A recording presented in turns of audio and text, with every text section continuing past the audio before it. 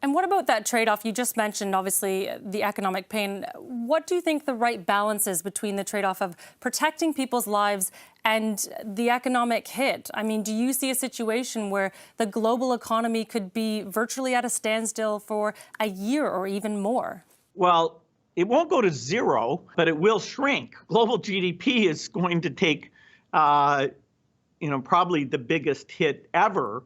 Maybe the Depression was worse, or 1873. I don't know, but in my lifetime, this will be the greatest economic hit. But you don't have a choice. People, you don't have a choice. People, you don't have a choice. People, you don't have a choice. People, you don't have a choice. People act like you have a choice.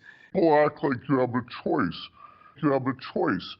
People don't feel like going to the stadium when they might get infected. It's not the government who's saying, okay, just ignore this disease. And, people are deeply affected by seeing these deaths, by knowing they could be part of the transmission chain. And, old people, their parents, their grandparents could be affected by this. And so you don't get to say ignore. And so you don't get to say ignore.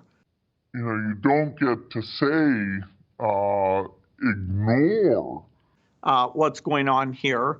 There will be the ability, particularly in rich countries, to open up if things are done well over the next few months. But for the world at large, normalcy only returns when we've largely vaccinated the entire global population. And so, although there's a lot of work on testing, a lot of work on drugs that we're involved with, trying to achieve that ambitious goal, which has never been done for the vaccine, that rises to the top of the list. And we're taking things that are, genetically modified organisms, and we're injecting them in little kids' arms. We just shoot them right into the vein. We just shoot them right into the vein. We just shoot them right into the vein. Shoot them right into the vein.